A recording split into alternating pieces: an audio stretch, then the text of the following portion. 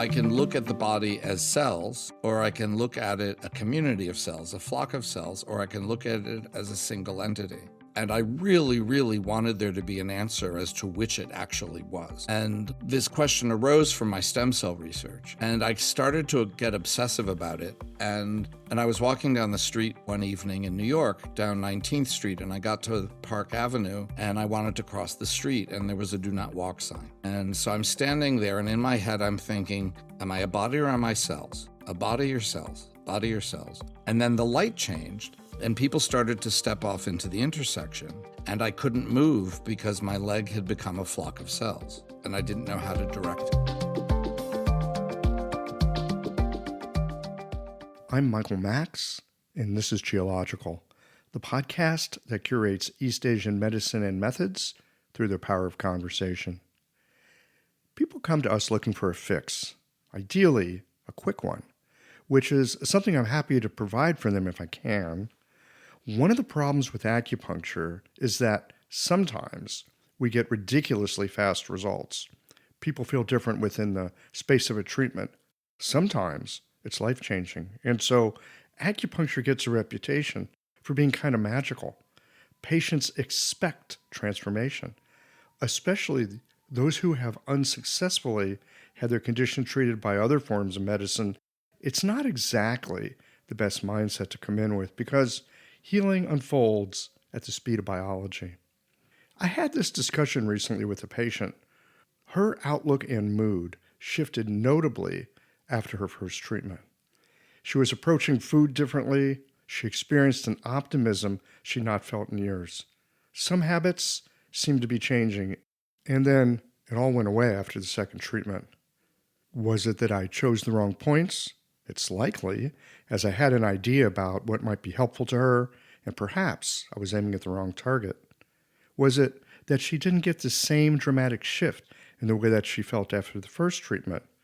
Also possible, as people often have expectations after a first treatment that dramatically changed how they felt. The second one can feel like a letdown. They expect the same world-shifting results, but the thing is, they need to learn how to live into the new world, not have another experience of transformation. I've seen this often enough. Patients have a dramatic shift, and like a hit of dope, they want that rush of enlivened engagement with the world again. But it doesn't work that way. Shifts can happen, but then they need to be consolidated by living into. Sometimes you get a glimpse of what's possible, but you still need to live yourself into it. Sometimes pain goes away, which is good because it means people have the capacity to be pain-free. But healing, that takes time, and biology has its own speed. It unfolds in its own tempo, rhythm, and pace. I learned this from a patient who had a broken wrist. She used her hands in her work, and so this was having an effect on her livelihood. She wanted to get better as soon as possible, and for good reasons. She was making progress too, but, things take time. She wanted the healing process to speed up. I'm not sure what shifted her perspective, but she came in one day and said something to the effect of having had a conversation with her wrist and realized that she's only going to get better as fast as nature will allow. So instead of being fussy about how long it was taking, she started saying to her wrist, "You take as much time as you need to get better." It's true. Our patients are our teachers. Take as long as you need to get better. This helped me to take myself off the hook of having to provide instant results for my patients, which is not to say I don't think I should do my best work. I should, but there is such a thing as the speed of biology, and that is not something to work against, but rather to invite into the treatment room. To consider that things take time. There is a pace and a tempo that nature moves with. I think about the Taoist idea of wu-wei, the non-doing of natural engagement with what's unfolding in the inconceivable complexity of a life. Often enough, I need reminding that healing only unfolds at the speed of biology. And it helps to remind patients of this too. Not because it lets us off the hook of instant results, but because it lets them off the hook of instant results. They are not flawed for failing to instantly transform. They are biological creatures on a new trajectory. Sometimes clinical work looks simple. A few well-placed needles, and the problem people came in with responds in a way that makes acupuncture seem simple and direct. But it's like watching the surface of the ocean without being aware of the deep currents, tides, and unimaginably large flows, not graspable by the scale of the human mind.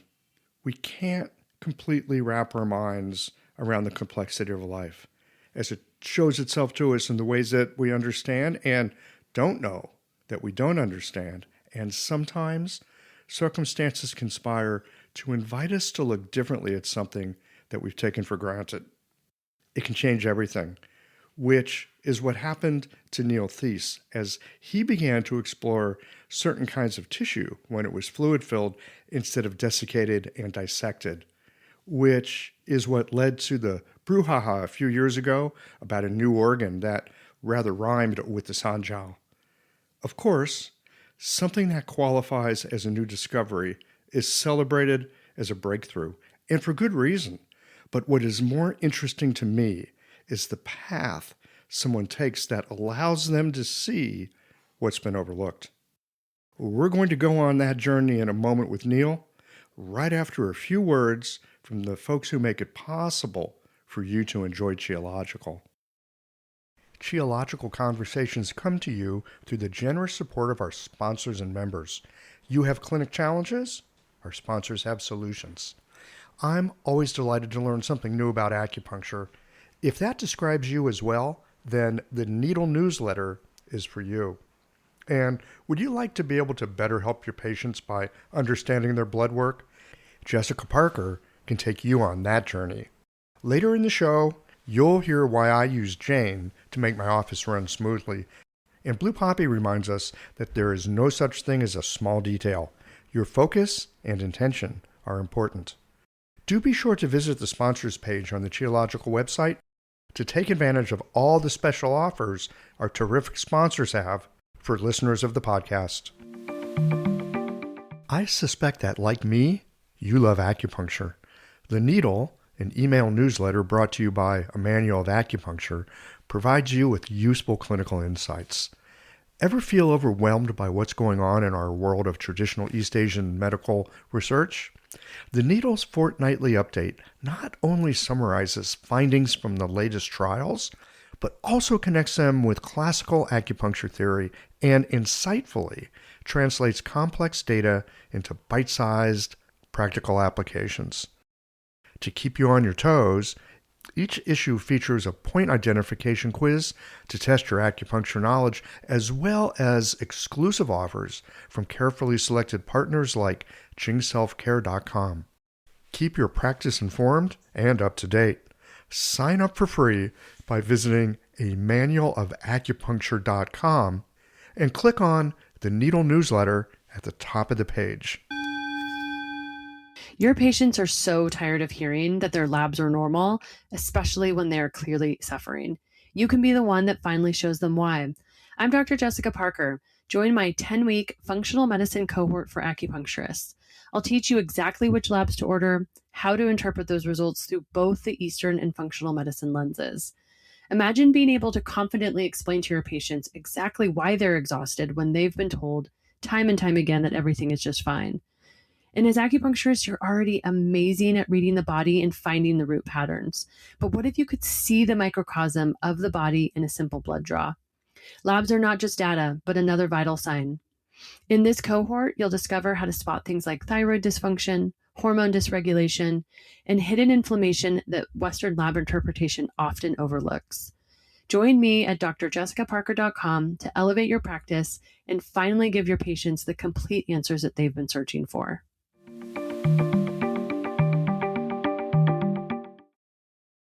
Neil Theise, welcome to Qiological. Thank you, Michael.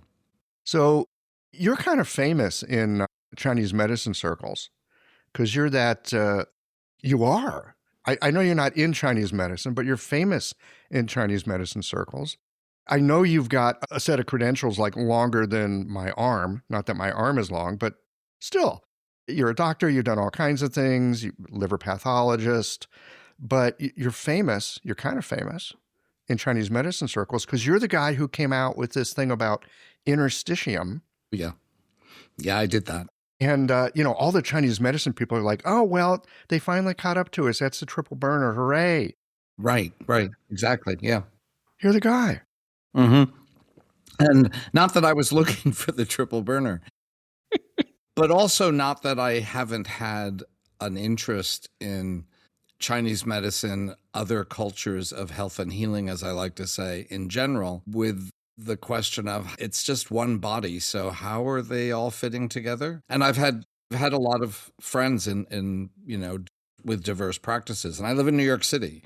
I lived in New York City up until 11 months ago. So it's not like I haven't been exposed to these other things, but I wasn't on the lookout for something to connect them. It wasn't a puzzle I was trying to solve. Yeah. And yet you found it. So, this actually brings up a really for me, a powerful question because I'm a clinical practitioner and there's all kinds of things that show up that you weren't looking for. Exactly. When you're doing clinical work. And so I'm a little curious, for you that, what are you paying attention to when you find something that you're not looking for? Because my suspicion is quite often we overlook something that's obvious and in front of us until we notice, what's that? That's actually, I think, the most important question I have an answer for. Not everyone asks me that question, so thank you for doing so. There are two reasons, two answers. The first is the medical one. And, as a liver pathologist, so what liver pathology is what a liver pathologist does is bits of liver or whole liver are taken out of a human body at transplant or a liver biopsy or a resection of a liver, let's say for tumor or a cyst, or in an autopsy. And a bit of the tissue is made into glass slides, and I look at them under the microscope and say cancer, not cancer, viral hepatitis, transplant rejection, whatever the diagnosis is what I see under the scope. And then I tell the clinicians what I think is going on. And if I'm not sure, I'll give them the array of possibilities and advise them on what further tests to do or what treatments to think about. So I'm sort of at the focal point of diagnostics. When it comes down to we need a piece of the liver to figure this out, I'm the one who looks at it. In pathology in general, particularly tumor pathology, which is, or general GI pathology, gastrointestinal pathology, which is sort of my bread and butter. Liver didn't pay the bills. GI pathology did. So when someone gets an endoscope because they've have gastritis, or they're getting a colonoscopy to rule out polyps and cancer for screening, I look at those too. And for those, you want to know what the clinical history is before you look at the slide. This is a screening, if I know it's a screening colonoscopy for precancer or cancer, and I see a premalignant lesion, then that's my answer.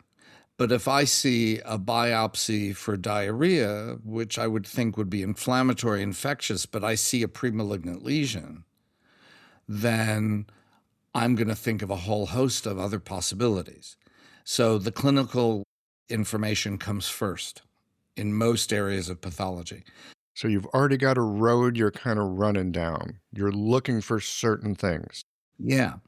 But liver pathology is not like that. It's one of the few subspecialties where, because the liver has such a limited range of changes in response to disease, many diseases can look exactly the same. And if they think clinically, or if they miss right on the report, rule out chronic hepatitis C, for example, and I look at it and go, oh, that's hepatitis C.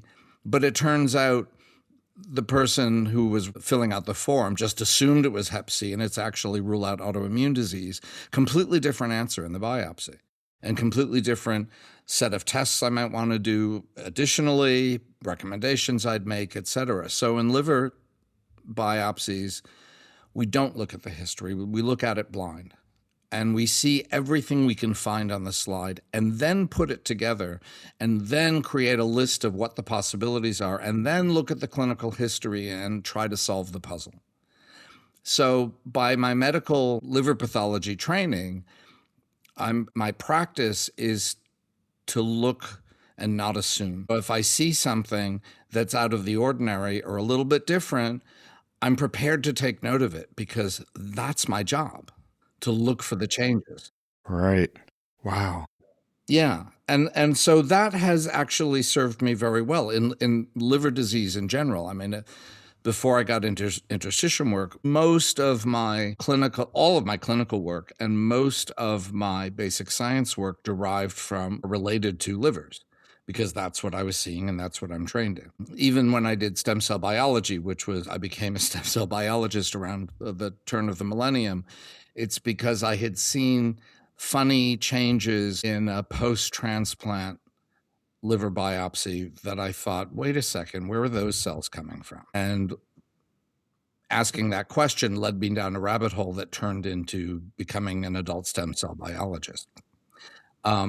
Wasn't looking for that either and really wasn't excited about doing it. But my chairman said, it's your discovery. You have to follow it up. And I'm going to send you away on a sabbatical for a year to do it. But I don't want to go away, but I'm sending.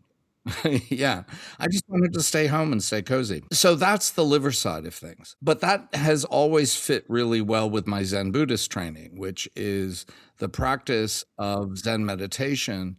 If you could summarize it, in a phrase, the best, I think, comes from Shinryu Suzuki Roshi, who founded San Francisco Zen Center, who said that in the mind of the beginner, there are many possibilities.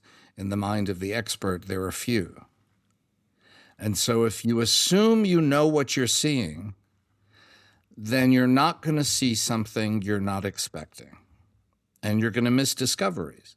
And when I talk to young pathologists starting out, I just gave a talk like this a few weeks ago, I tell them, if you want an academic career in pathology, if you see something on a slide and you take it to your mentor and say, I've never seen this before, what is it? And the mentor says something like, well, you see that on occasionally, it doesn't really mean anything.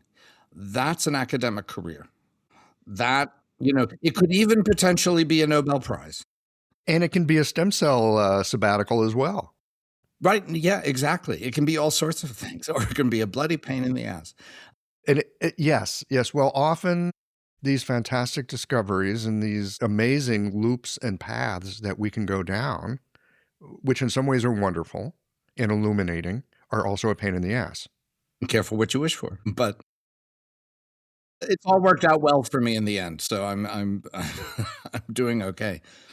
But so that's, and to me, that's really the fundamental question. I mean, there are specifics about the discoveries I've made and my teams have made over the years. But the fundamental thing, I think, for people to learn from it is, can you cultivate this notion of beginner's mind? And Zen meditation is one really good way to practice that day in, day out, because something that isn't the present moment comes before you, you go, okay, you're thinking about the future, come back to your breath.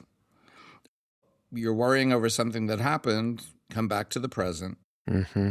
And that supports the ability to discover things. And I think a lot of my creativity has come from that practice. And sitting with that microscope, what is this? Yeah.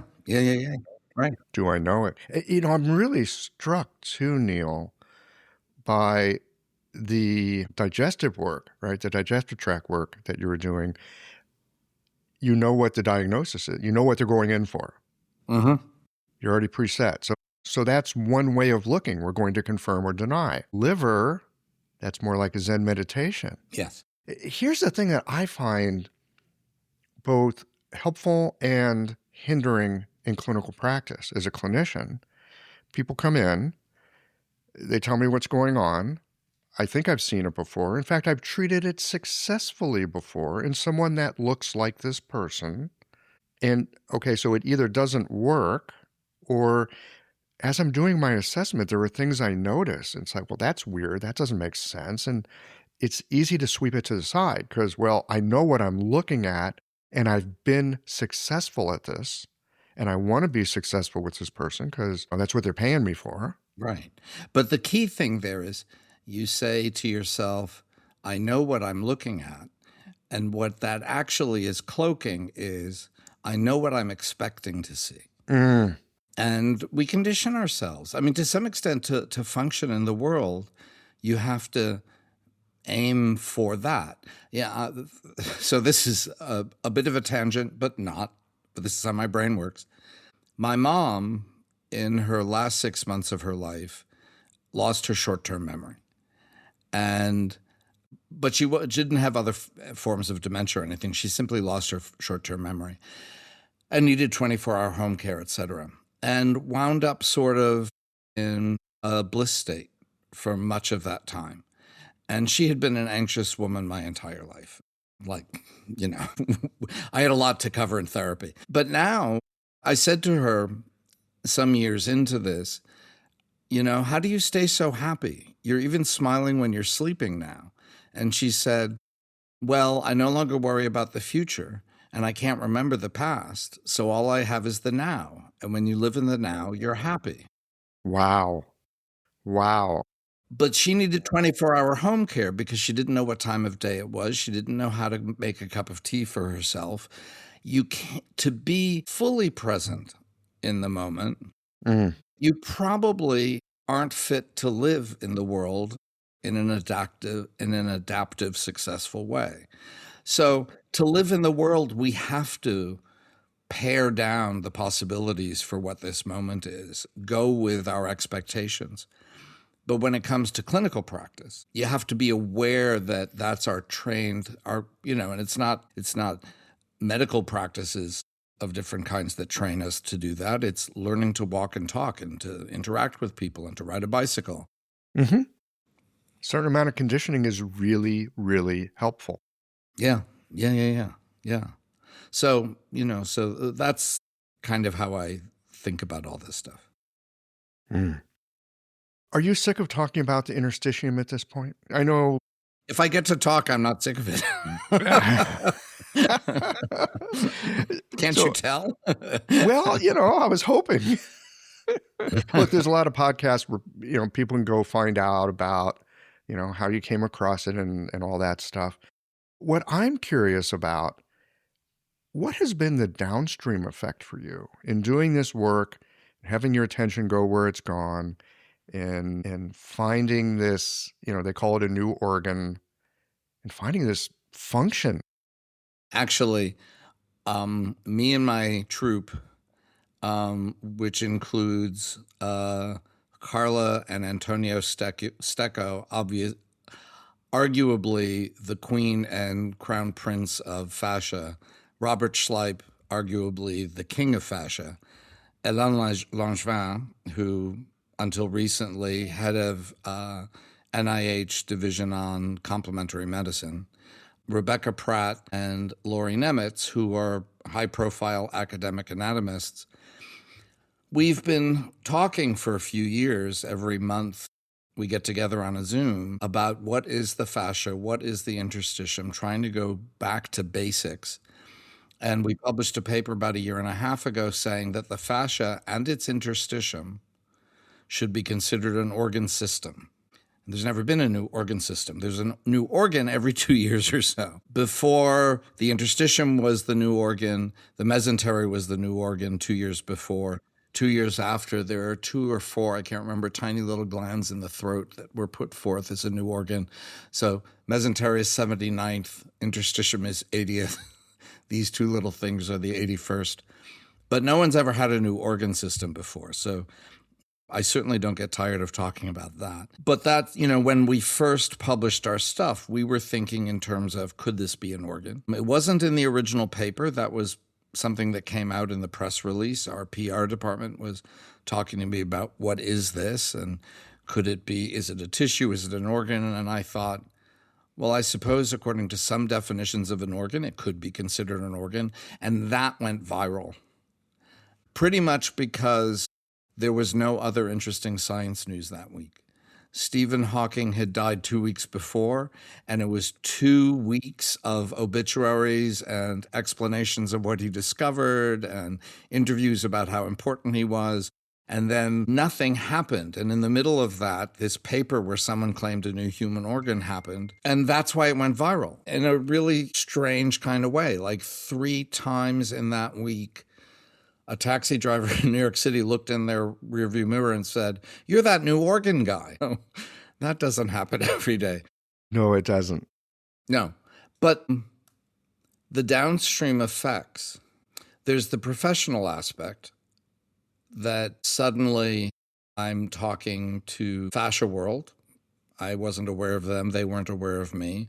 I'm talking to people who do energy healing and Chinese medicine and acupuncture. Tibetan pulse diagnosis relates to this probably, shamanic healing practices. And so my world has widened. The people I meet has expanded, like you. I mean, why are you talking to me? Again, everything goes through my mother. It's because Cynthia Nipris bought my mother's apartment after she died, and that's how we got to know each other. And then she invited me out to the Oriental Medicine College of Medicine. That's right, where we ran into each other. Right, and that's where we had lunch together. So, that's my mother at work in the world, but okay. My sense of my own physical being has changed. I'm not, my brain does not connect easily to my physical body. I think in part it's because I have Ehlers-Danlos syndrome, which is a weird genetic collagen defect. And so my body has not been reliable through most of my development. And I think I learned to sort of view it with suspicion and hold it at arm's length for a very long time. And leaving the interstitium and its relationship to the collagen that structures it out of my concept of what was going on in my body meant I couldn't really understand a lot of stuff. And I wouldn't say I understand it mechanistically better because it's not what I study, but I have a sense of how my body is functioning. I have an intuition about it that I could never have before because I'm aware of the interstitium and the fascial network of collagen and other molecules that together create largely the extracellular portion of the body that has been missing from my training. And, notice I have my glass of water here. Can you hear me sipping on this microphone? I'm not sure. No, I don't. You're fine. That's good. That's good. We worked hard at that. Oh, I can hear you. Yes, slurp away. Just the idea of, you have to stay hydrated. Yeah, I know. Your interstitium needs to be refilled, suddenly is something I understand. And I can, when I get dehydrated, when I haven't drunk enough water, I can sort of experience my interstitium shriveling up. You have a sensory connection to the inside of your body that you didn't have previously. Yeah, and no surprise, because I'm a brain first kind of guy. I needed a concept to get me there, but I didn't have a concept. So there was nothing really to connect it. Oh, you mean my cardiovascular system doesn't have enough fluid in it? Well, okay, I'll drink some more. But that didn't connect with the sensation of dehydration or rehydration. And now it sort of does. I've also, when we started down that road and we published the first paper, that was 2018, I started thinking and talking with people about energy medicine type stuff. And one route to go down was Qigong and Tai Chi. And I wound up starting to take Tai Chi lessons with sort of a hidden master in Tai Chi on the Lower East Side of New York that I stumbled into, as one does. And when did you start doing that? This was after 2019, after the paper came out. And it was the paper that led me to think about doing that. Because Tai Chi is really interesting. It's not so much about the muscles as it is about all the parts that move in between things. Well, but even there now, because I'm in fascia world, I would say careful with the word parts, this isn't a machine. It's not made of parts. It's all a continuity. And most of our work, subsequently, my group's work with the interstitium, has been figuring out that it always contains hyaluronic acid, and thereby in slides of tissue, I can stain the hyaluronic acid to make it visible. It's usually invisible on a slide. And so I can map the networks of the interstitial spaces, though they're not empty spaces, throughout every tissue, and can show that they are in profound continuity within organs and tissues, across boundaries that we think of as boundaries between organs and tissues, and it's the entire body. And in fact, it's roughly 24% of the fluid volume of the body, which is 4 or 5 times the volume of the cardiovascular system. So it's huge. And it has properties, including there's hyaluronic acid is a heavily negatively charged molecule, which means that small molecules that are positively charged aren't going to go through. But negatively charged molecules are going to shoot through. And so you have negative charged molecules. So you have an electrical current going through these fluid areas of the body, independent of the nervous system. And then collagen itself turns out to be piezoelectric, which means something that's piezoelectric is, they call a piezo crystal, is something that if you move it or bend it with kinetic energy, it generates an electrical current. Or if you shoot an electrical current through it, it generates movement. Best example people would know is an ultrasound machine. It has a piezo crystal. You turn on the machine, the current goes through the piezo crystal inside, and it starts to vibrate to create ultrasound waves. It turns out that the collagen that structures or that is complementary to the hyaluronic acid-filled spaces generates piezoelectricity when it moves. How much isn't clear. How can you manipulate it isn't clear. But when I'm standing there not pushing against the shoulder of my chi master with my 2 hands, and all of a sudden I'm thrown back 30 feet and someone has to be there to catch me so I don't hit the wall, and nothing moved, but I felt some sort of energetic thing that arising from these bioelectric properties of the fascia and the interstitium. Maybe, and if you look, what he was explaining to me is you look at the Tai Chi literature, there are descriptions of the fascial planes of the body as being the site of generation, etc. So, and because I sought him out and had that practice for a few years, I got interrupted by COVID and he moved. And then I got busy and lazy, so I didn't pick it up again. But for the first time, I had an experience of my body's own chi in a vivid and controllable way. And that sensations I had recognized since I was a kid in my body and just didn't have a name for it and didn't really care about it, suddenly realized I've always felt this stuff. But now I could understand it, interact with it, manipulate it. And so that's become a part of some new meditation practices I've been doing. So the downstream effects have been pretty personal as well as professional. That was the part I was especially curious about. Was the downstream personal, how this changed you? And eventually I got there. Well, you follow something long enough, and if you don't stop, you'll get somewhere. Right, somewhere, yeah. You'll get somewhere. Often not where you imagined. Right. And, it's both. It's absolutely both things. And then there is, you said I'm famous in the Chinese medicine world. My liver pathology colleagues for years have said, well, you've become famous now. And I was like, well, in our world, yeah, but not out there. Being in the newspaper for a discovery for 3 weeks doesn't make you famous. It makes you famous in that moment. And then people forget you really fast. That happened with the stem cell stuff. So I was ready for it with the interstitium stuff in the general world out there. But then I got some hot because of the book I published on complexity theory in part, but also because of the interstitium stuff. Radiolab on NPR did an episode on my team and the interstitium stuff. And suddenly, people know who I am. And so downstream effect is a small taste of our culture's idea of celebrity. And what's that like for you? Really conflicted. It's a little embarrassing. Sometimes it's fun. Sometimes it opens doors to interesting new experiences that I might not have had otherwise. But mostly it's uncomfortable. It's not, the point isn't me, the point is the ideas. If you've listened to this podcast for any length of time, you'll know that I'm a fan of having a small business.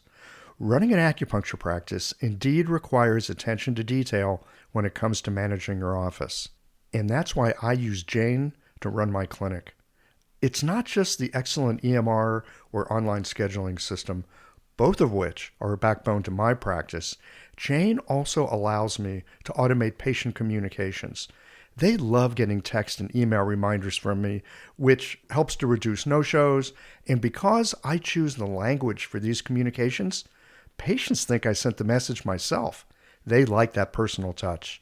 I'm impressed with how flexible and scalable Jane is. From a small clinic to multiple locations and services, Jane can help you to organize the business side of the house.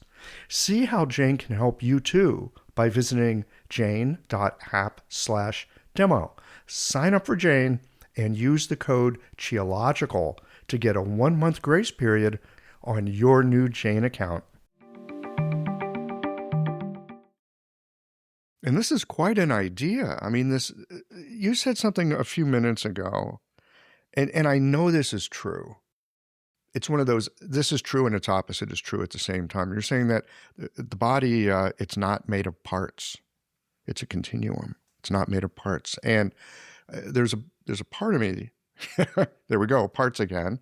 There's an aspect where I go, oh yeah, I get, it's like, oh yeah, it is all one thing that like have different personalities. We talk a lot about organs having personalities in the Chinese medicine world. But just that idea that there is this unity that at the same time is made up of all these little bitty things. And depending on where you're looking, you'll notice things, right? You spend a lot of time looking through a microscope to notice things that, other people, they might just be palpating an abdomen and be able to say, oh yeah, this liver has this and that a problem. Different orders of, I guess, magnitude and perception. How do you navigate the unity and the differences? Look, I know you've done a book on complexity. You did a wonderful talk at that conference on complexity. But something that I took away from that talk, in addition to complexity is kind of cool, is there's an issue, there's an element of boundaries and an element of what I'm going to call biome. Boundaries and biome. That there are ways that things are different from each other, and there are ways that things interpenetrate each other, like the biome interpenetrates. That's something that connects us. So I'm curious about this zoom in, zoom out. Yeah, no, that's also key. Sure. And I think actually that's something else that comes from my practice of pathology. How many people spend a large chunk of each day at different scales of existence? Pilots do it. Uh-huh. And everyone has anyone who's been in an airplane has the experience of coming in for a landing, and there's a moment where you go from being above the world, and the world below you looks like the world, and suddenly you're in the world. You're in the recognizable city. You might even have touched down yet, but you're in your city, And if you pay attention to it, you might actually have a visceral sensation when that shift happens. So pilots do this all the time. As a pathologist, I do it because I'm sitting here at the everyday scale, and then I start looking at slides for hours in a day. There's a lot of work to do. And then someone will knock on the door and they'll come in, and I'm back at the everyday scale. Are bodies a community of cells, like I'm seeing under the slide, or is a body that person and I'm this person and we're each bounded by our skin? So I already had a sense intuitively that there were different ways to be with the body. The complexity theory stuff formalized that, and I think I can do that very briefly. Let's see, relatively briefly. So complexity theory describes how things that interact will self-organize into larger scale living structures. And this is sort of the science of what living life is. So ants will self-organize into a colony that's very complex, even though no ant is paying attention to what's happening. Humans organize into cultures or into cities or into neighborhoods or into families, often with no overarching view of things. Few people may think they see everything, but they don't. At the cellular level, and you know, at this everyday scale of ants interacting with ants, humans interacting with other humans, members of an ecosystem interacting with each other to create the larger ecosystem, even though this, you know, new tiny little oak tree that just was born is not aware that it's sitting in an ecosystem, even though it's an intimate part of it. At the cellular level, our boundaries shift. And this sort of came out of both, you know, getting stuck with the scientific question in my head. And back then, the scientific question was stem cells. I can look at the body as cells, or I can look at it a community of cells, a flock of cells, or I can look at it as a single entity. And I really, really wanted there to be an answer as to which it actually was. And this question arose from my stem cell research. And I started to get obsessive about it. And I was walking down the street one evening in New York, down 19th Street, and I got to Park Avenue, and I wanted to cross the street, and there was a do not walk sign. And so I'm standing there, and in my head I'm thinking, am I a body or am I cells? A body or cells? Body or cells? And then the light changed, and people started to step off into the intersection, and I couldn't move because my leg had become a flock of cells, and I didn't know how to direct it. And then I get choked up when I talk about this. And then it sort of cohered into a leg, and I was walking again. A week later or so, I was responsible for opening up my Zendo, where we meditate in Zen practice. And I was just so someone would be there in case people wanted to show up and meditate in the morning. And that morning, no one did. It was just me. And I lit a stick of incense on the altar and went back and was trying to do the Zen practice I had been assigned by my teacher. But instead, it was body or cells, body or cells, body or cells. And at one point, I looked up and saw the stick of incense becoming smoke, stick or smoke, body or cell. And had a real vivid experience of what the Buddhists call the emptiness of inherent existence. It is not the stick, it is not the smoke, it is neither, and it is both. I am not a body, I am not cells, I am both, I'm also neither. And all of these things are true at the same time. And whether something appears to be an independent entity or not depends on your view, your perspective. So at the cellular level, you are not a thing. You are a phenomenon, a process. At the everyday scale, you are a thing bounded by your skin. So if you're just a process at the cellular level, where is your boundary? Is it still your skin? No, because our skin sheds into the environment all the time. That's what the dust of our rooms is. No one likes to hear me remind them of that because it's kind of gross. But so our boundary, if the skin is our limit, our boundary is at least every space we have inhabited during the day. Our skin, hang on a second. Our skin is every space that we've inhabited throughout the day. Because you've left your skin everywhere. It's at the dust in the corners of the room. But now we know that the microbiome, the bacteria, and some other things, but mainly bacteria, represent 50% of the cell content of the human body. That's the current estimate. And these bacteria and some other things, viruses, fungi, etc., cover your entire skin surface and all the crevices inside your body. And without them, your human body would not be alive. You can't have a human body without 50% of your cells being non-human. And we know that those cells on your skin exchange with the environment really easily. Open a doorknob, you're leaving your microbiome behind. And you're picking up the microbiome of people who came through the door just before you. Kiss someone on the cheek, shake their hand, pick up someone else's pencil, use someone else's computer terminal.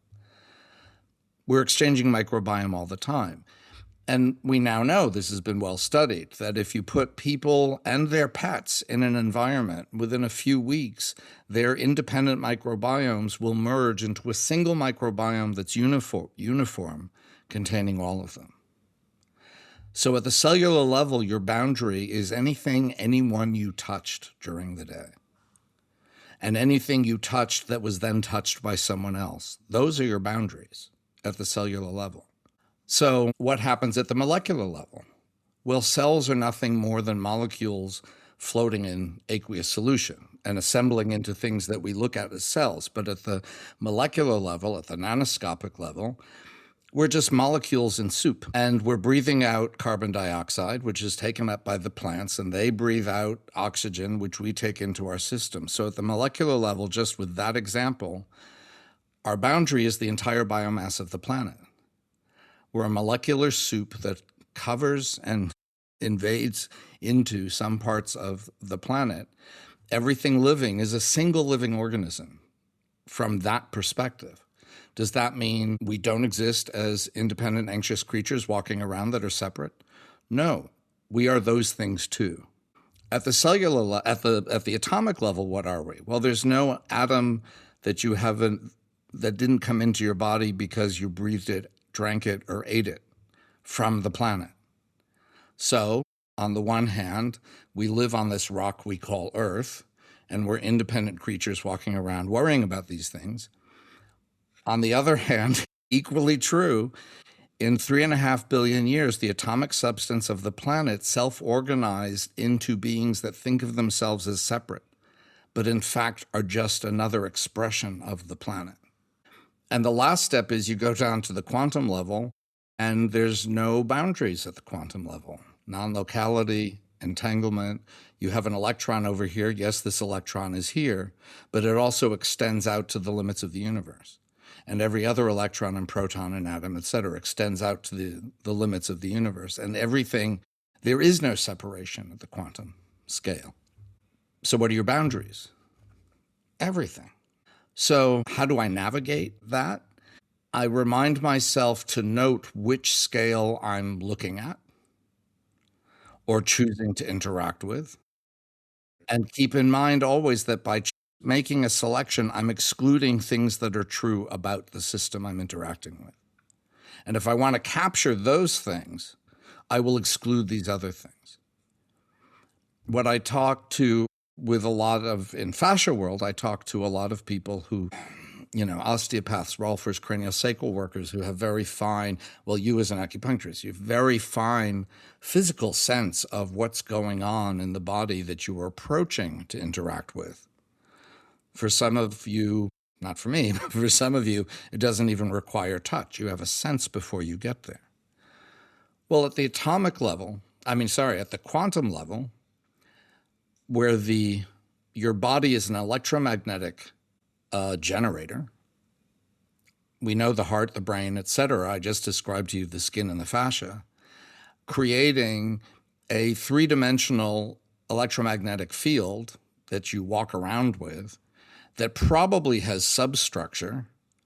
Are those chakras? Do those relate to the meridians and the acupoints? Maybe. Is that chi, prana? Maybe. I'm not sure, but it's tempting. Whatever it is, that extends significantly beyond your body. And so if I'm walking into a treatment room where someone is waiting for me to help them with some issue they've come to me through an energy healing practice, my energy field is already in touch with theirs before I even come in the room. And as I enter that door and approach them physically, that interaction intensifies. And it's two systems, if you think of yourself as separate bodies. But at the electromagnetic level, it's one system already that's combined, that are interacting with each other. So to me, the way to navigate it, I work very hard, and it's hard to do, to always think, what scale am I looking at this situation with, whether it's a scientific question or a therapeutic question, and what things am I excluding by selecting this view? Both things are necessary. And it goes back to, what do you see? You see what you prepare yourself to see, but then remember there's all this other stuff, and that may be important too.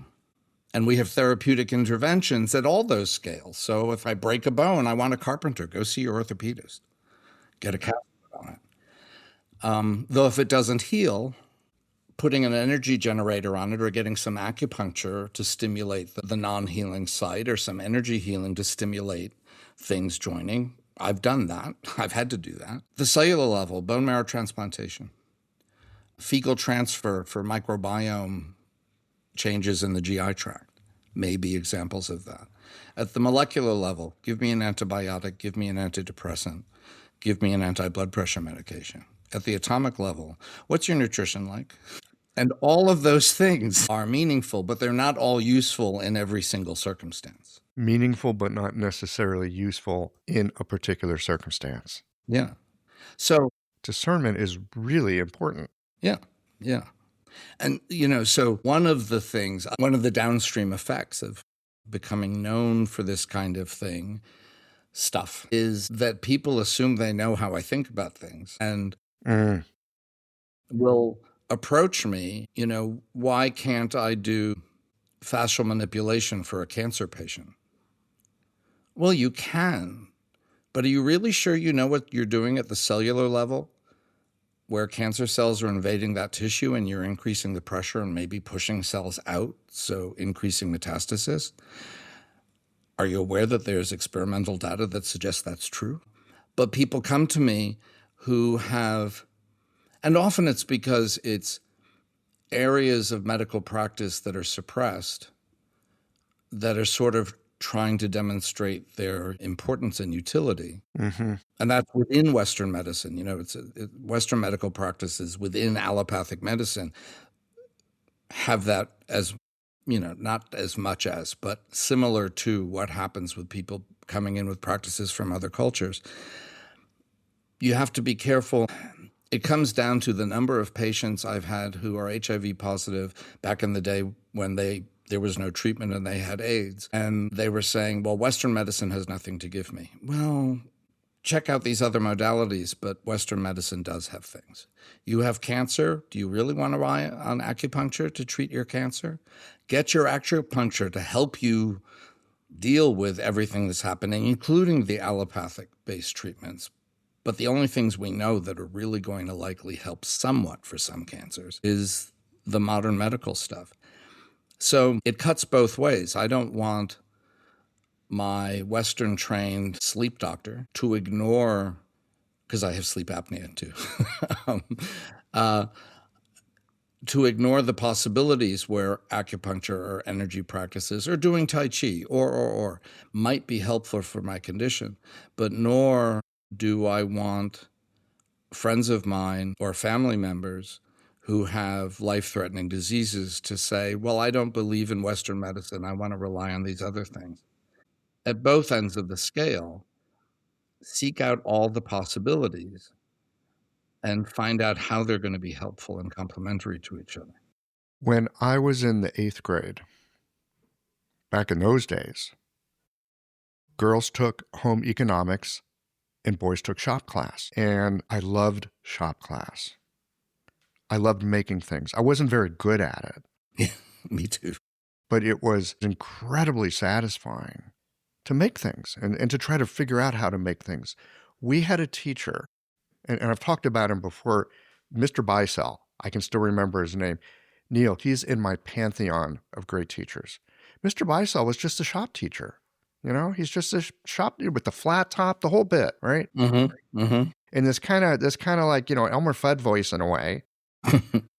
And because we're knuckleheads in shop class, he is reminding us every dang day, right tool for the right job, boys. Yeah. Right? Yeah. Yeah. Neil, he's in my pantheon of great teachers for exactly what you're saying here. What scale are we looking at? What's the right thing to work on this set of problems that we're seeing at this scale, at this level. I have patients all the time who come in and say, I don't believe in Western medicine. And I know what they're saying is, Western medicine hasn't helped me, or I don't trust it, or maybe it's harmed me, or, I've got an opinion about Western medicine. But like you're saying, for certain things, you'd be a fool not to use it. Right tool for the right job. Yeah. I had the extreme privilege of being in the room with His Holiness the Dalai Lama a number of times. And just kind of almost by random in some circumstances. I like to think there's a karmic connection.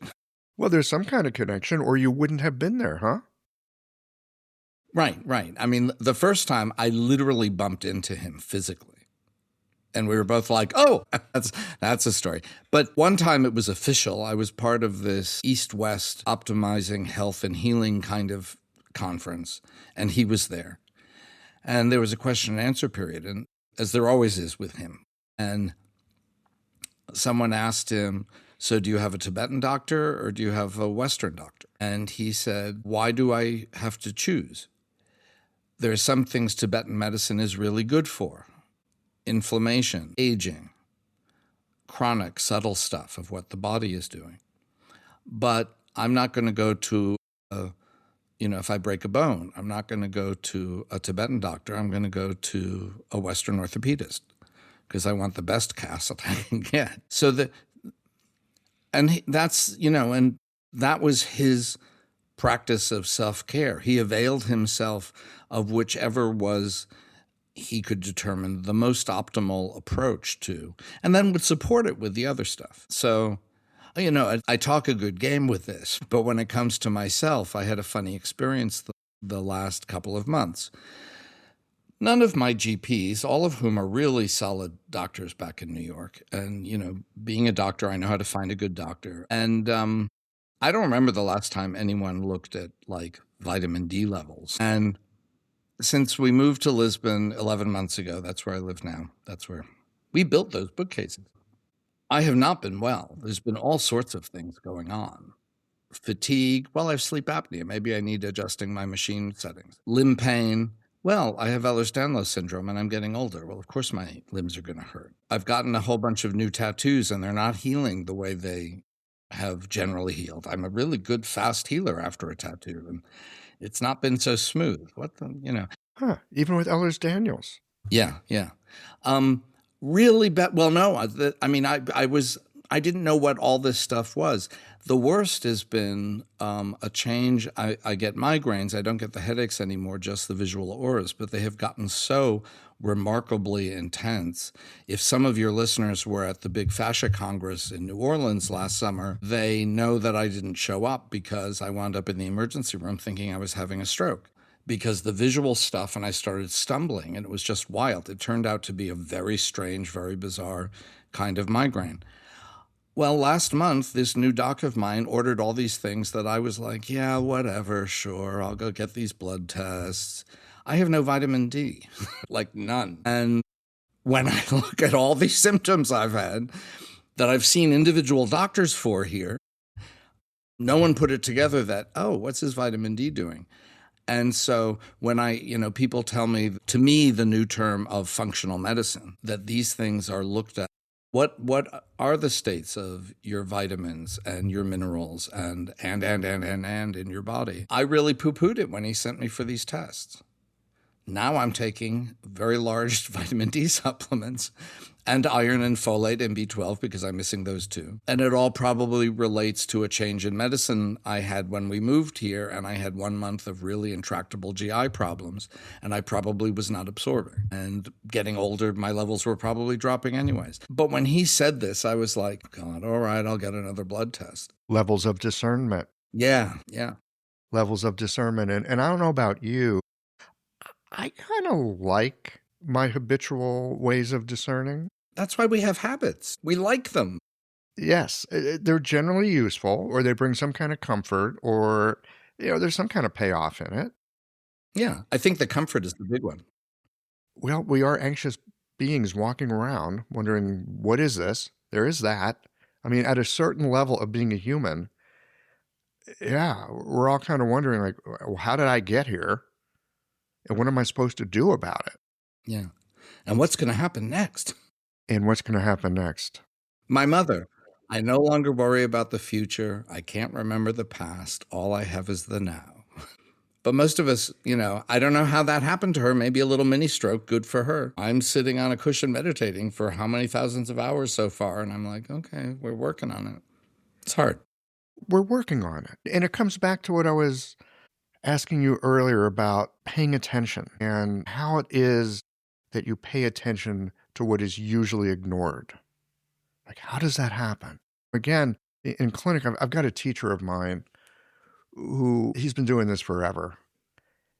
One of the things that he says, and I love this, he says, one of the things that's really fun about practice is when you're doing your work, you're working on your diagnosis, and you come across something and you go, what's that? I wasn't looking for that. What do you do in those moments of, I wasn't looking for that? I think it's such an unanswerable question that's worth walking around with. Yeah. And to me, those, like you're expressing it, to me, those are gifts. For a lot of people, they're annoyances. Oh, it's absolutely an annoyance. Are you kidding? I've got an idea in mind. I've got 10 minutes to get needles in. Yeah. I've got a bunch of patients I need to see. Yeah. Yeah. It used to, in liver pathology, back before there were well tolerated, guaranteed treatments for hepatitis C. It's the only virus we've cured. Before we had those, every hepatitis C patient got a biopsy, because do we treat them with this horrible toxic drug? Do we not? Depends on what we see in the biopsy, how inflamed, how much scarring, how little scarring. Could we put it off? Should we hurry? And so half of my practice were those biopsies. They were easy. I still had to look out because every once in a while there'd be a surprise where it was hepatitis C plus something else. So you need to see that. But by and large, boom, boom, boom, boom, boom, boom, boom. They took those away, and every biopsy became difficult. And they're all fascinating, but they're exhausting. And you'd be like, oh, come look at this slide to my trainees. You've never seen anything like this. I've never seen, it's like great gift, great affliction. Yes. You can take it as a gift. You can take it as an affliction. And actually, it's probably always both. And it's how you toggle between those two states. Yeah. How do you toggle between? I mean, besides, or maybe it is your Buddhist meditation practice that helps you. I'm wondering if there's other things, and especially from your medical practice and also just from your inquisitive nature that led you into all these things. How do you navigate? What helps you to navigate? Getting older.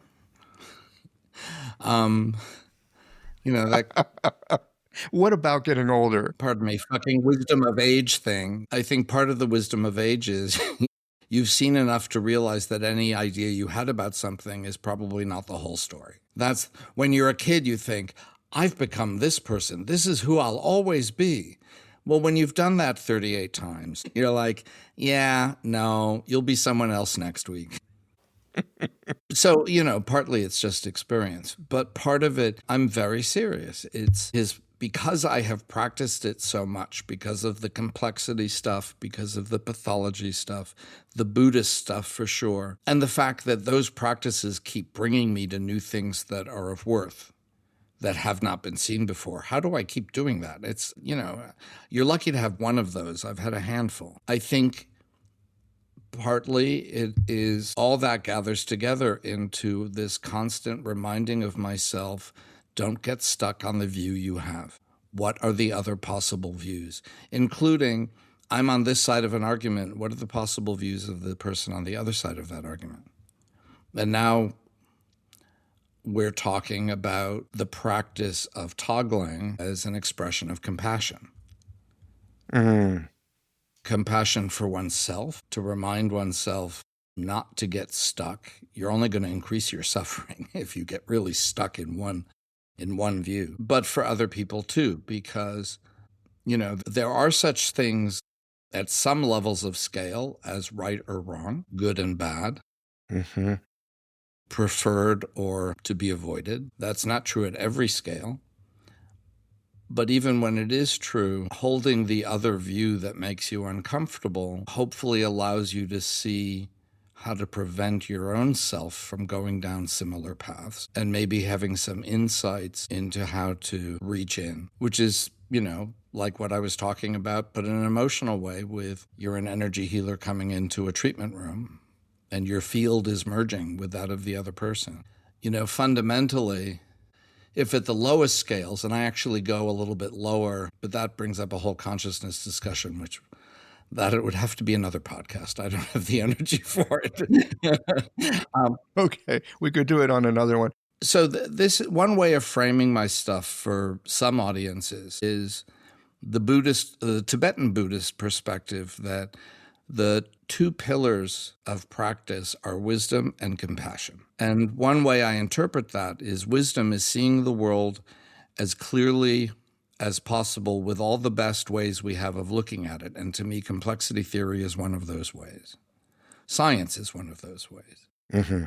And my scientific understanding, fully Western, there's nothing here that's not fully established in terms of Western scientific dogma. At the quantum level, the universe is a seamless whole with no parts. Now, if I'm sitting here and it's the kitchen and I reach for something I put on the stove, forgetting that the stove is on, and suddenly my hand is burning, my left hand doesn't stop to think, do I help that right hand? I was resting. I'm really comfortable here. It just reaches. When I'm walking down the street and someone asks me for money, I go through a whole song and dance of, should I give the money? Do I have change? I don't have change. Is a dollar bill too much? I only have a 5.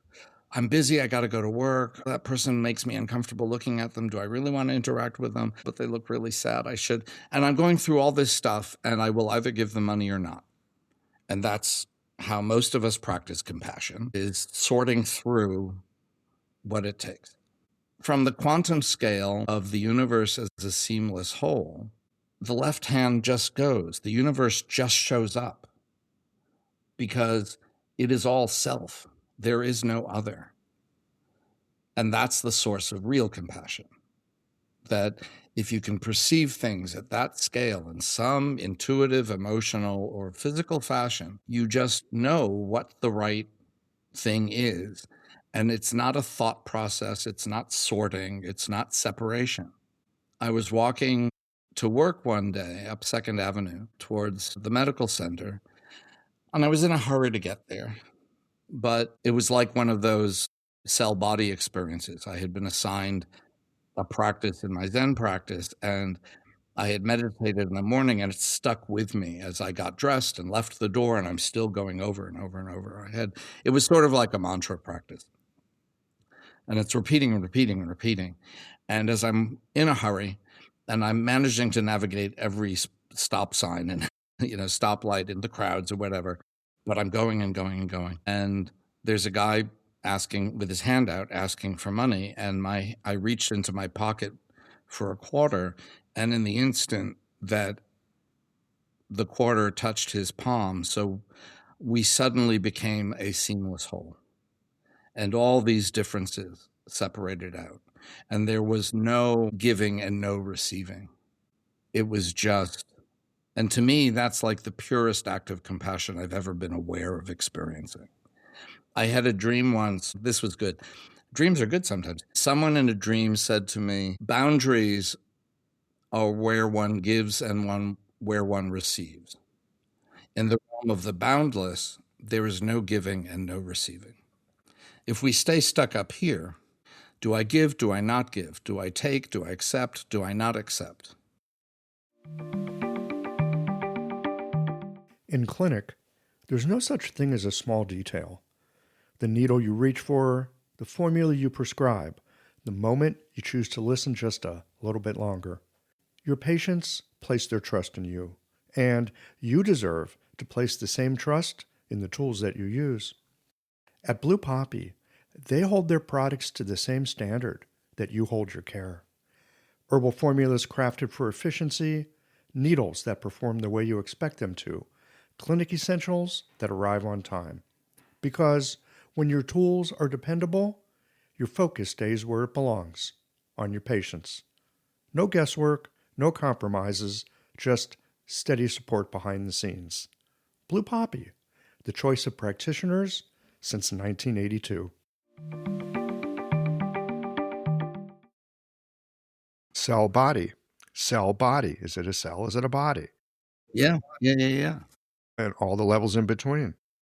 Yeah. So I stay mindful. I try to stay mindful of it. It's not a switch you turn on and then that's how you live your life. It's something you have to practice. That's why we call it practice. Practice indeed. Have you got a few more minutes? Sure. Have you? I do. I just want to check in. Go ahead, try to ask me a short question. Yeah, right. That would be a different podcast. This is jumping the frame just a little bit into another area. You used the word wisdom a few minutes ago. And I've got to tell you, wisdom, there's a couple of words that always get me itchy and uncomfortable. And wisdom is one of them. Every time wisdom's getting thrown around, I'm like, there's a part of me that's skeptical. Like, are you trying to sell me something? Are you trying to tell me what to do? It's just one of those things. The other word that gets me really nervous is mastery, which I know is important, right? It's important to be facile and skilled and capable, and all these things that we need to be when we are the part that we are doing the work that we do with the other parts that are part of the soup, because at a certain level, yes, we live there. But like mastery is one of those things. Like, what makes somebody masterful? It's another one of those complementarities, contradictions thing. I'll go back to Suzuki Roshi's quote. In the mind of the beginner, there are many possibilities. In the mind of the expert, there are few. What happens when you have an expert who has mastered what there is to master, who reminds themselves to have a beginner's mind? You look at artists whose late works just suddenly are something else, and they might have been masters beforehand, Shakespeare, Beethoven. How long were they masters? A good long time. And then something else happens. And I think it's akin to that beginner's mind thing, that you, instead of focusing on what you know and how you know to do it and how to do it, you can do it even as you let go and allow, what's the source of creativity? I don't know. Where do you get your ideas? Most of my ideas have come to me on a cushion. When I get out of my way or when I wake up. That quote, where did I get that quote? That was a really good quote. Dream time. I have to get out of bed sometimes. I'll wake up and there's a line in my head. I will get out of bed and write it down because I know I need to investigate it. And if I let it go, it is gone forever. Yeah. So to me, mastery is mastering the bits and pieces of a practice, the concepts, the factoids, the skill sets. But when you get to a certain point of repetition, I've been watching young classical pianists on YouTube lately, and you can, at some point they've just left the mechanics of their fingers and the keyboards and the paper with the notes written on it behind. And something beyond them is happening. And often when you talk to people in that state of, we talk about states of flow. Where does that come from? Usually that's the thing. People who get to that level, if you ask them, they don't know where it comes from. They just know they can get out of the way again for it to happen again. It really is a getting out of the way, isn't it? I think so. I think so. I get it with the flow states. I get it with the creativity. The glimpses, I call them glimpses. It's like, oh, that was so delicious. I mean, for you in your clinical practice. But here's the thing. I try to set myself up for it again. It never comes the same way twice. Yeah. So I had that, astonishing moment of, I would call it awakening, that instant in the Zendo, body cells, incense stick, where I experienced impermanence and interdependence and, the whole shebang. And then it was gone. Then I was like, ooh, that happened. I could do that. I can do it again. Still waiting. But I have the confidence to know that I could do that. It's possible for humans to do that. It's possible for me to do that. My mom, it happened years before she died, but when she was on her deathbed, I've never seen a calmer, sweeter, happier. She was just all fine. It's like, if I would like to get there while I'm still up and around and functional, but I'll take it if it's the thing that happens with my last breath. That would be okay too. It's so curious to me that at times the very thing that gives us a spark, that gives us a moment of some kind of success, oh, there it is, now becomes the obstacle. Grasping. You're wanting that moment that's already happened, not the potential of the next moment that hasn't appeared yet.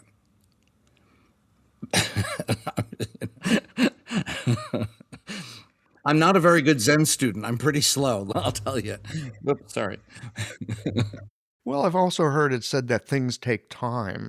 Not for everybody. There are adepts. But yes, for most of us. Most folks that I know that have cultivated something, that have done something worthwhile, that have created in a way that is notable because other people go, oh, huh. And I'm not talking about celebrity here. I'm talking about listening to Beethoven or hearing about some guy who it's like, oh, there's a fluid-filled thing that, maybe even consciousness runs through it. Huh, isn't that interesting? There's these moments where something is attained through the work that we do. Yeah. And if we're really lucky, we will know that it happened. And, it's an and and a but at the same time for the next sentence. The thing is that none of us really know when the moments where that has happened and we didn't notice. Okay. And something we did was essential and creative and vastly impactful. And it might have been how you held a door open for someone. For me, this is, I think, a big part of why I do the work that I do, which is working in clinic. I mean, partly it's to help people because that feels good. And partly it's to make my daily bread because that feels good. And to do it in a way that's enjoyable. Being able to have a sense of, I kind of think I know what's going on enough to be useful. That's nice. But again, this piece of, I don't know what to do with this. And to be friendly with it instead of like, oh, you annoying thing. Like, could you just get out of my mind? Go away. I wish I never saw this. But there it is. I think there's, at least I like to tell myself, Neil, that there's something useful, maybe even illuminating, in that stuff that seems so troublesome on first glance. I mean, what you said before about habits, I think what you said is the predominant thing about them. It's about comfort, the repetition, the lack of having to worry about what's next, of having to think about, moving to a new country where we don't speak the language has been really, really challenging. And part of it is even the tiniest habits no longer are helpful. So European toilets, you flush them because there are 2 buttons on the wall and you push one. Why are there 2? And where's the little silver handle that I'm used to flipping that I don't bother ever thinking about reaching for the little silver handle? When I'm getting ready to flush the toilet, I'm already thinking of the next thing I'm doing after I've gone to the bathroom because my hand just knows where to go. But now I get up from the toilet and I'm like, some toilets, the lid blocks the 2 buttons. So first you have to move the lid. And then it's like, okay, the one on the left is more water. It's a full flush. And if you don't need a full flush, then you push the one on the right. And then you push it, and it requires effort. It's not like flipping a handle. And my right thumb is osteoarthritic, so if I use my right thumb, that hurts a little bit. And that's what moving here was like. Every single, opening a door, the doorknob is shaped differently. The habits they help us control our anxiety. They help us focus on things that do require intimate attention and the time to spend that attention. And you take those away, it's a problem.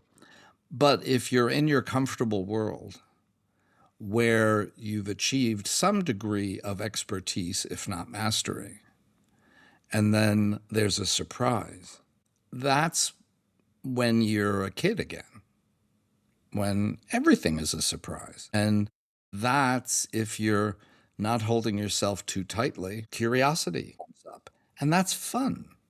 It is fun, isn't it? It isn't for everybody. But yeah, for you and me, we've carried, yeah. I can't imagine curiosity not being fun. Maybe that's just the way that I'm structured. I think it's the way you're structured. So what would be like the opposite, or what would be like the dark side of curiosity? It's not curiosity. I think it's something else. It's not curious. A rigidity comes to mind, but that's a state of being. It's not a... Yeah. Maybe it's just the uncertainty. Because the thing that I've noticed about curiosity is it's like, I don't know what's coming next, and I like it. Maybe the opposite. As opposed to, I don't know what's coming next, and like, what's going to happen? Well, maybe the opposite of curiosity is fear. Maybe. I've often thought, because of the Ehlers-Danlos stuff and being so, like, not being able to trust my body, I thought, when I was a kid, I thought the world was divided. This is, 3rd grade, 4th grade, 7th grade. The world is divided into jocks, nerds, those who were neither, very sad, and those who were both. Ooh, those are people you have crushes on. And I just assumed I was in the nerd compartment and had no capacity for the physical stuff. And gym class was terrifying to me because being terrified of humiliation. And it took me decades to realize, number one, that as terribly afraid of gym class as I was, a lot of those kids were terrified of the pop math quiz. And I just loved going to math class if there was a pop quiz, because now we get to have fun. Let's boogie. Yeah. And so I thought for a long time in early adulthood, I thought I had grown up with the loss of not having an experience of that kind of fearless confidence. And I thought that that was a thing about the body, how someone could run or jump or swim. And then realized, no, I've been having that kind of experience with my ideas my whole life. That actually, in general, my world has been ruled, the physical world has been ruled by fear for a really long time. But in my head, I'm fearless. And that's partly what allows me to do the stuff I do. And I think you're the same way. Jumping off a diving board, I never learned how to swim in the first place. But when you get that curious moment, you jump off the diving board and you go, wee, as you go. Yeah. If it's something that brings that aspect of curiosity, yeah, I'm not physically that adept either, but there are certain things that I do physically, and I do them pretty well. And again, I think you're right, Neil. It's because there's an element of curiosity for one. There's an element of, I'm not sure what's coming next, and I kind of like that because I think I'm going to be capable of dealing with it. And if I'm not capable, I'm going to find out how to do it, and then I will be more capable. And that's fun. Extra capacity is a blast, whether it's physical or emotional, right? Like we do in relationships, or intellectual, like we do in our work. Yeah, I guess it's kind of a stance when I think about it. And I think you're right. I think the opposite of it is fear. It's a good first stab. It's a good first stab. Well, I'll get back with you on it. Yeah, I'm going to be gnawing on this for a while. All right. Well, I really appreciate your time today. It's been a delight. It was wonderful meeting you. I really appreciate your time. You're very patient. Thank you. You're welcome. And maybe we'll get together for another conversation on consciousness at some point. I'm game if you are. Okay. Yeah, for sure. We'll get it on the books. Yeah. Okay, Neil. Well, and ghosts and end of life visions, and we never got to talk about magic either. That was part of our lunchtime conversation. That's right. Yeah. Okay, well, all right. So a little foreshadowing here, listeners. We'll be getting to it soon. There you go.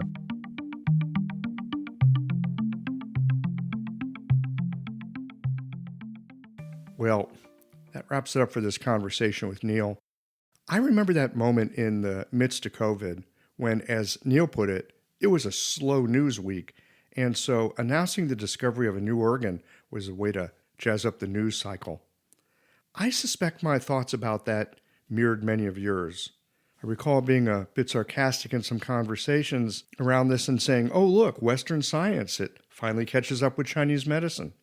But the story of how this discovery that you can't fully appreciate in dead tissue, the path that Neil and his friends followed that allowed them to literally see differently something that they've been looking at for decades, that is the part that got my attention. That kind of emergent moment, once realized, it changes everything. Which leads us to the strange world of complexity, how parts and wholes interact, and what is a part but a conglomerate of other parts appearing as a whole. It gets fractally weird pretty fast. Scale makes a difference in what's perceived. Things seem thingy and separate until you look closer, like the way our skin is both a barrier between us and the world at one level, but zoom in and you'll see a marketplace of ongoing exchange as the microbiome of, air quotes here, us, rubs up against the microbial world of life itself. That we are flocks of cells with domains of both individual and group communication. It all gets a bit psychedelic when I sit with it. And the perspective that complex systems organize from the bottom up into what appears to be top-down structures, that I find myself coming back to on a regular basis because it so dramatically changes how I've been taught to see the world. This conversation, for sure, leaves me with more questions and a heightened sense of inquisitiveness, which perhaps is part of what powers emergence. That curiosity that leads you to look at the world in different ways.